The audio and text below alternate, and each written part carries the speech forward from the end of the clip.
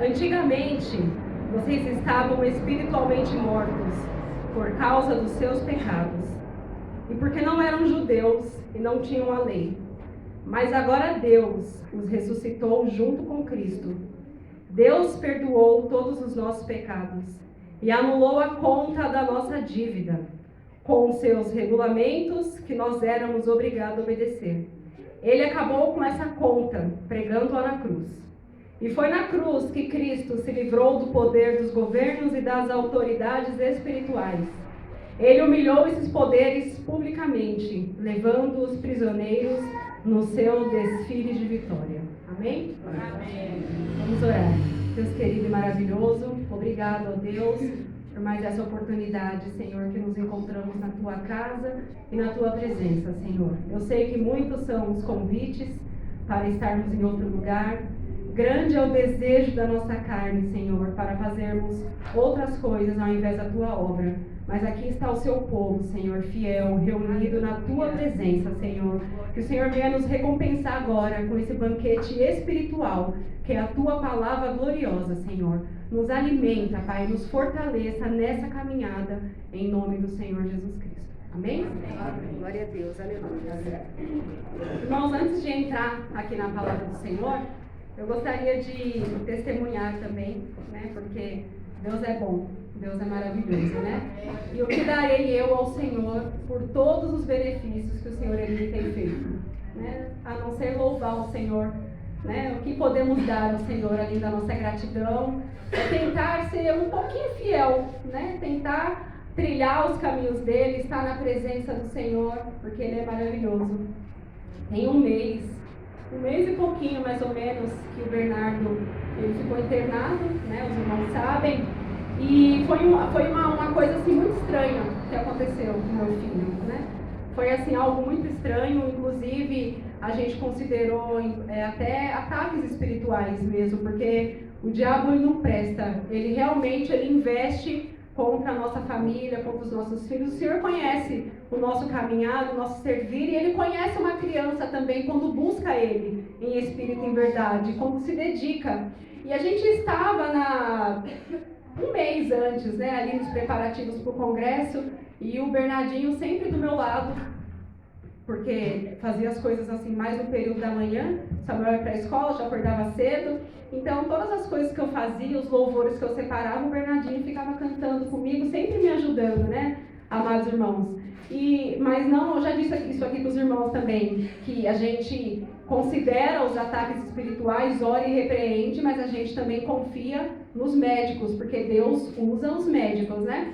Então ele ficou internado, esperando para fazer os exames, e os exames não deram nada, né? Como eu coloquei lá no grupo. E um exame que ele fez no hospital, que eu ainda não tinha pego o resultado, que era o eletroencefalograma, né? E, irmãos, Deus ele é tão assim bom, porque eu precisava de uma consulta com o neurologista. Quando o Bernardo teve alta, a médica falou assim: você vai no posto de saúde, você vai fazer um acompanhamento ambulatorial. Não é urgente, ela falou, não é urgente o caso dele. É ambulatorial. A hora que chamar, a hora que o neurologista chamar, você vai na vaga. Aí eu pensei, meu Deus, né? Essas consultas demoram tipo uns 2 anos para sair no posto, né? Até mais, né? Samuel tem consulta com oftalmo, já tem quase 4 anos e não chamou a criança ainda para passar. Graças a Deus ele ficava assim piscando, graças a Deus passou, foi curado e o oftalmo não chamou. Então eu falei com a Camila, minha cunhada que trabalha no UBS, eu falei, vê se você conhece lá, né? Alguém que possa te ajudar, que você trabalha, eles adiantam, né? Alguma coisa. Ela falou que pediu, as mulheres deu risada da cara dela. Ela falou isso pra mim.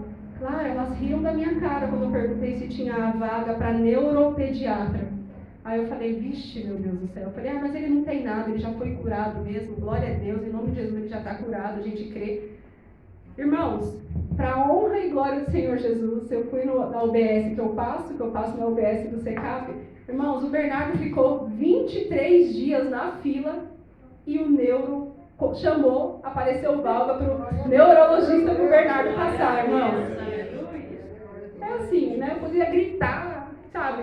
Dar aquele auge assim. Irmãos, ele passou sábado passado já. Ele já passou. Irmãos, ele já saiu vaga para o menino. Ele já passou o neurologista, né?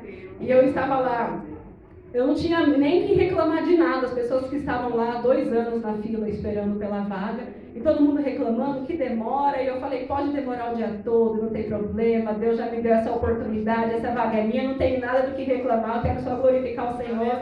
Levei o exame para a médica, e enfim, perguntei para ela, ele tem que fazer uma ressonância, que não é urgente também. Eu falei, para que serve esse exame? Ah, ela serve para isso, isso e aquilo. Eu falei, mas que exame consta que ele teve uma convulsão, sim ou não? É o eletroencefalograma. Eu falei, então toca aqui o exame e olha para mim, porque ele teve no hospital enquanto eu estava internado, um exame fresquinho. Ela olhou e falou, realmente, aqui não consta que ele teve convulsão não, minha mãezinha.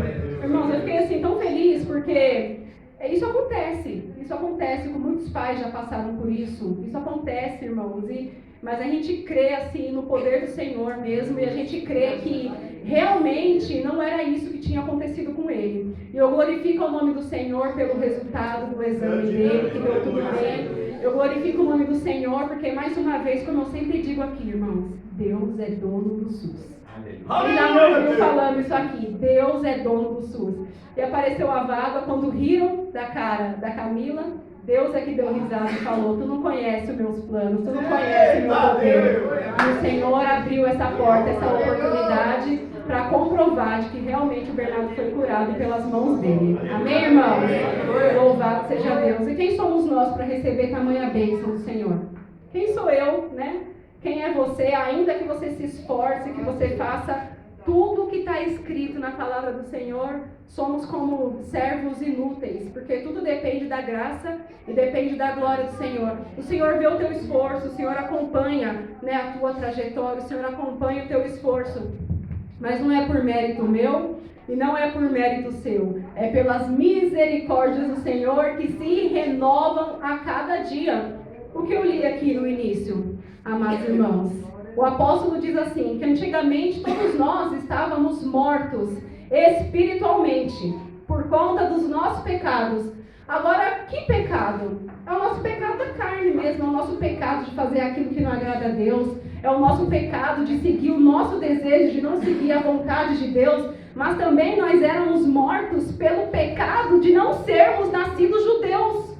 Os irmãos já pensaram isso? O fato da gente não ser nascidos judeus e não ter uma lei para seguir, nós já estávamos mortos por esse pecado também, né? O apóstolo Paulo, assim, cheio do conhecimento e da sabedoria de Deus, ele nos alerta disso, que nós éramos mortos espiritualmente por conta dos nossos pecados e porque não éramos judeus e não tínhamos a lei. Olha, irmãos, que tremendo, porque o povo de Deus que seguia a lei, eles pecavam quando não seguiam a lei corretamente. Eles pecavam quando eles não seguiam as instruções do Senhor corretamente. E por que havia necessidade de fazer um sacrifício? Exatamente para redimir o povo desse pecado. O pecado de negligência, o pecado de pecar contra o seu próximo e o pecado de não cumprir a lei corretamente. Era para isso que existia a lei. Era para isso que existia o sacrifício, para redimir o povo do pecado. Agora eu te pergunto, de que maneira nós poderíamos fazer isso, sendo que no passado nós não seguíamos a lei do Senhor? Eu sou brasileira, tu é brasileiro.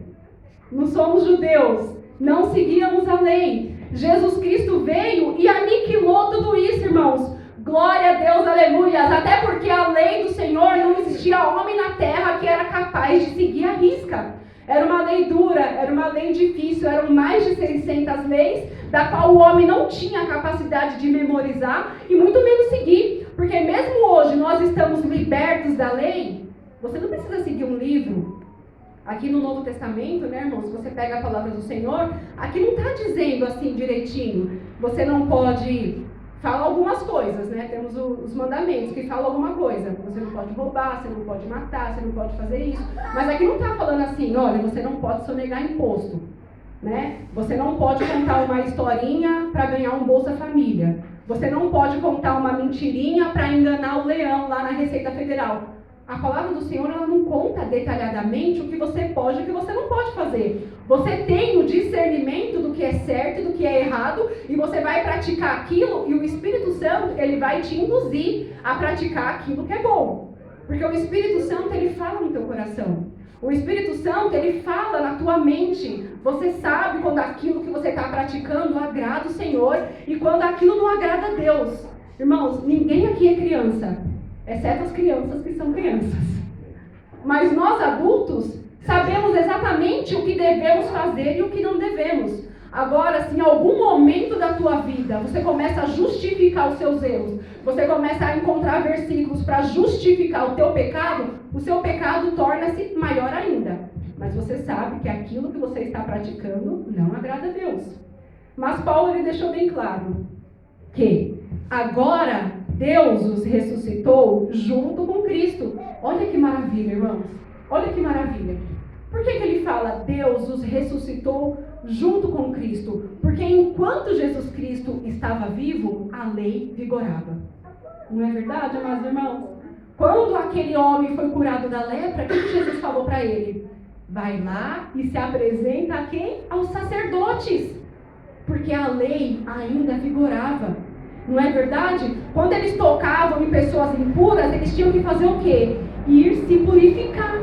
Porque a lei ainda vigorava. Mas Paulo deixa bem claro, e nós entendemos que isso sim é verdade, que quando Deus os ressuscitou junto com Cristo, porque depois que Jesus Cristo ele foi morto na cruz do Calvário, depois que Jesus Cristo ele ressuscitou, ali nasceu uma nova aliança, ali nasceu uma nova maneira de você viver, ali nasceu um novo modo de vida através de Jesus Cristo. Ali não era necessário mais praticar as obras da lei, porque as obras da lei nunca salvou ninguém, amados irmãos. Não tem um homem no Antigo Testamento que foi salvo pelas obras da lei. Eles foram salvos pela obediência a Deus e não pelas obras. Eles foram salvos pela obediência ao Senhor. E as leis, irmãos, amados irmãos, eu gosto muito de estudar sobre as leis do Senhor. Porque as leis do Senhor, ela colocou ordem na bagunça que era. Deus colocou ordem. Porque depois que o povo foi cativo no Egito, que o povo foi liberto através de Moisés, eles tinham um coração de homens escravizados, de homens que não conheciam a liberdade, de homens que viviam numa cidade, numa região com pessoas que cometiam todos os tipos de pecados e que não recebiam punições. Inclusive as mulheres que eram molestadas e não existia nenhum tipo de punição. A lei do Senhor veio para tudo isso. A lei do Senhor veio para punir o pecador. A lei do Senhor veio para trazer ordem. Mas chegou um determinado momento que os sacerdotes acreditavam de todo o coração que para ser salvos eles precisavam cumprir todos os rituais da lei. Então, o amor a Deus foi ficando distante. O amor ao Senhor foi ficando distante, porque eles estavam se preocupando somente em cumprir aquilo que estava na lei do Senhor, mas eles realmente não conseguiam amar o teu próximo de todo o coração. Eles realmente não conseguiam servir ao Senhor de todo o teu coração. Eles achavam que somente cumprir os ritos da lei e fazer aquilo que Deus ordenava iria salvar eles. Eu sempre cito isso aqui quando eu tenho a oportunidade, né? Por isso que a palavra do Senhor diz que Jesus Cristo, ele é a pedra de tropeço. Por isso que Jesus foi a pedra de tropeço para os judeus. Porque através de Jesus Cristo não tem lei para você cumprir, amados irmãos. Jesus Cristo é você crer que Ele é o único mediador entre você e Deus. Jesus Cristo é só você crer que o Senhor morreu na cruz do Calvário pelos seus pecados e que o sangue do Senhor Jesus Cristo nos purifica de todo pecado. Em Jesus Cristo, irmãos, você não precisa fazer a festa das cabanas, você não precisa fazer ritual para isso, não precisa guardar o sábado, não precisa fazer a festa da purificação, não precisa fazer o ano de jubileu, o ano do perdão, você não precisa fazer absolutamente nada. É só você crer que Jesus Cristo é o Filho de Deus. Jesus Cristo é o Salvador. Jesus Cristo te redimiu. Jesus Cristo comprou o teu débito. Jesus Cristo pagou a tua dívida. É só você crer que Jesus Cristo pagou a tua dívida a preço de sangue. Isso foi difícil demais para os judeus acreditarem. Isso foi difícil demais para eles entenderem que eles precisavam ter somente um sentimento sincero para o Senhor Eles preferiam realmente matar, fazer aquela matança toda. Se fosse hoje, né, os direitos dos animais ia cair pesado em cima dos crentes, né, irmãos?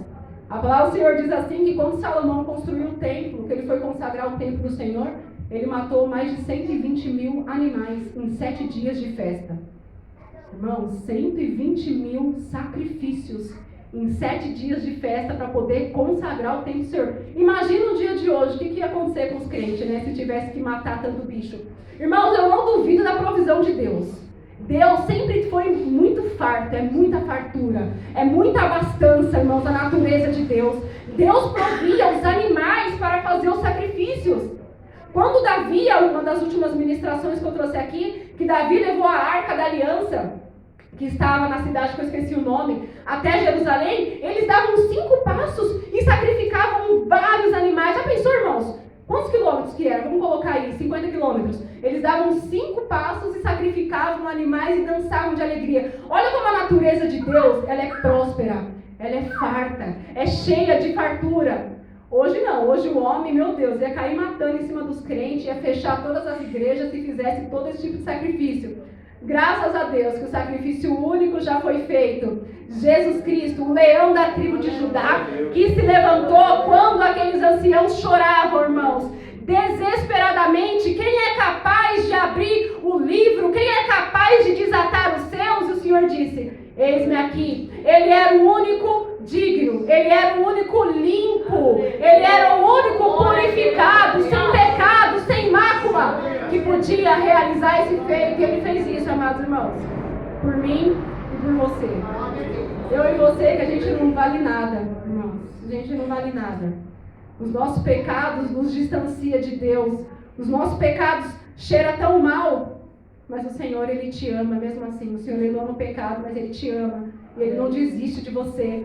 Ele não desiste da tua vida. Muito pelo contrário. Quando o Senhor vê que você está bem, que você está firme, que você está buscando ao Senhor, o Senhor te alegra tanto, porque Ele percebe que o Espírito dEle tem te sustentado. Agora, quando o Senhor, Ele olha para a tua vida e vê que você está ali, ó, caidinho, você está fraco espiritualmente, você tem dado vazão à sua carne, aos seus desejos, o próprio Deus estende a mão dele para você, para te socorrer, para te tirar do fundo, para te tirar do monturo, porque o Senhor não quer que você se perca, o Senhor não quer que você se desvie, irmãos.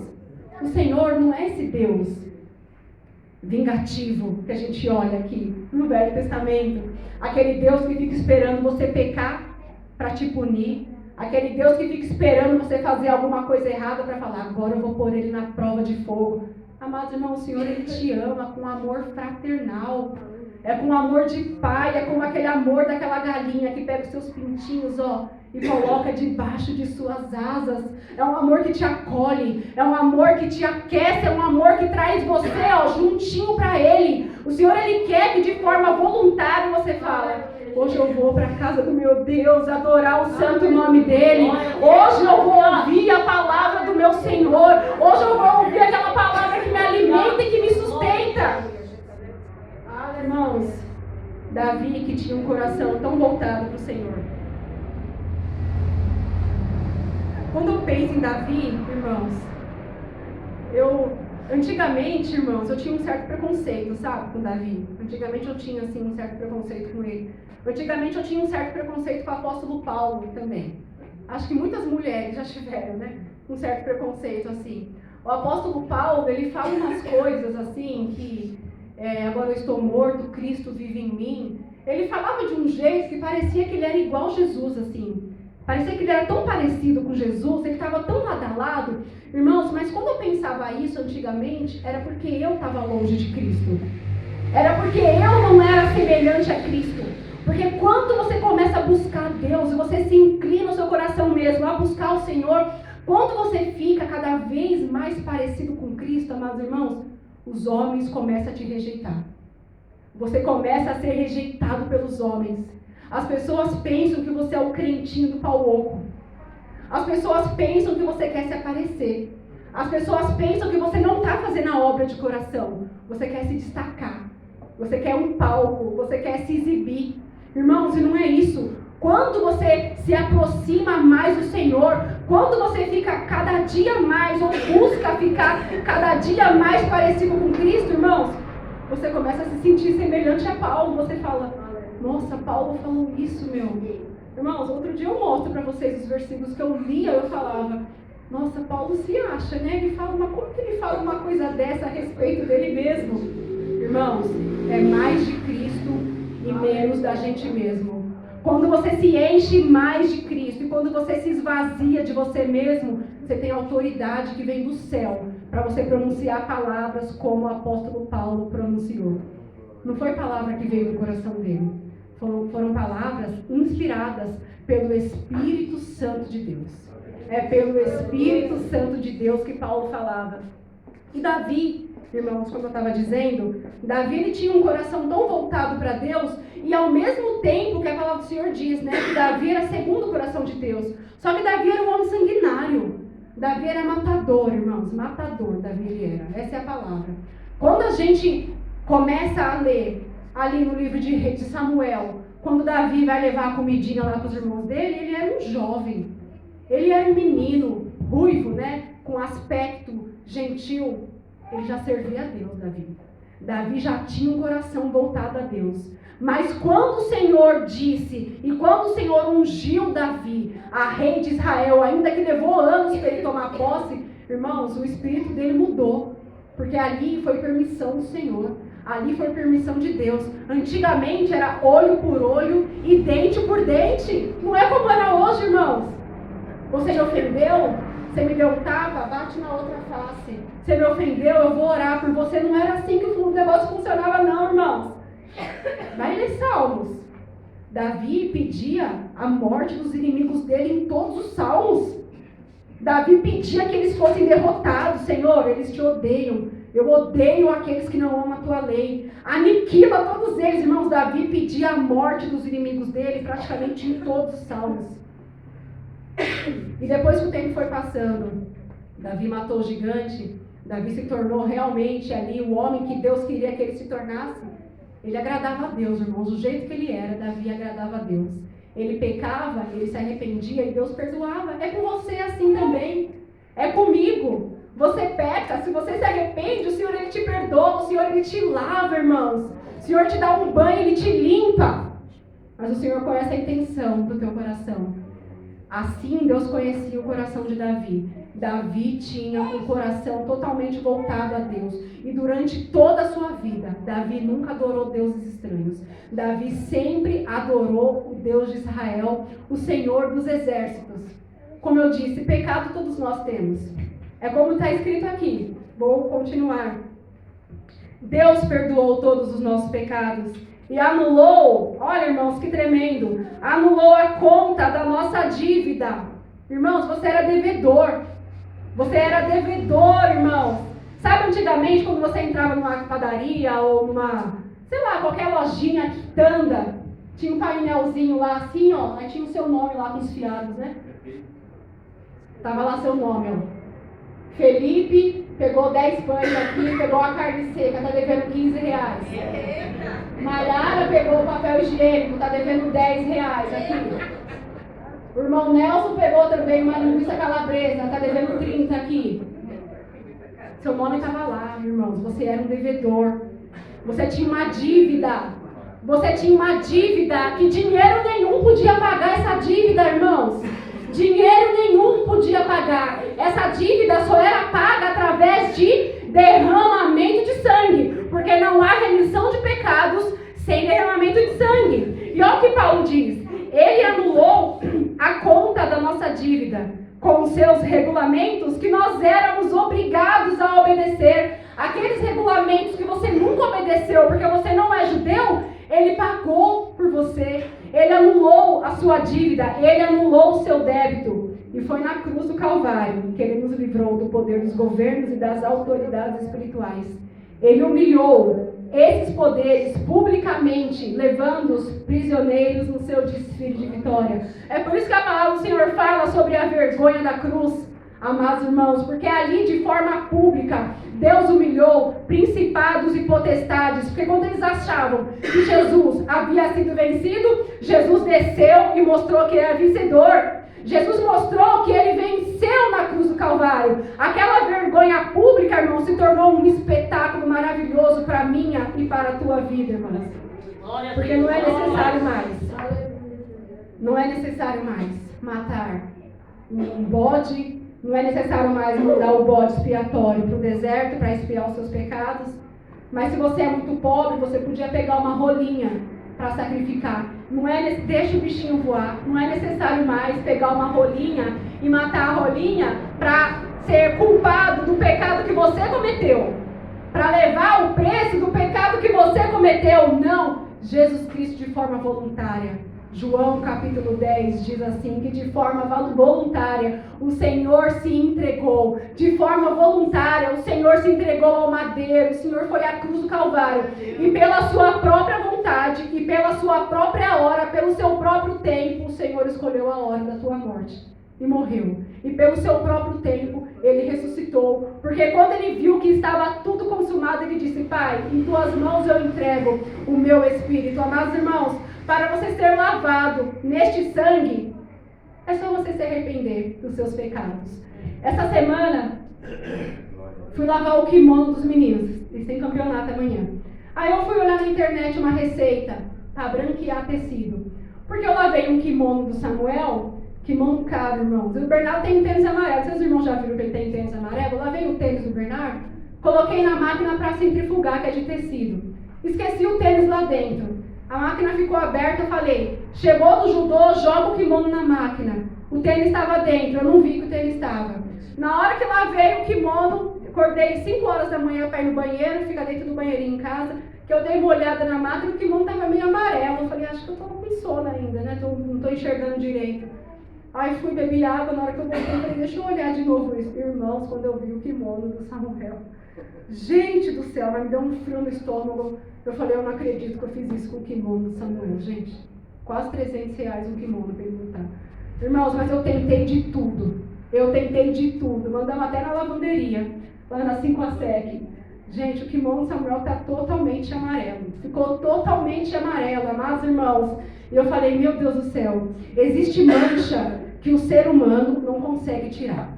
Existe mancha que não importa o produto químico, você pode jogar ácido, que não adianta, que o ser humano não consegue tirar. Em contrapartida, eu tinha outras roupas, aí tomei cuidado com isso, fiquei esperta, tivemos que comprar outro kimono para ele.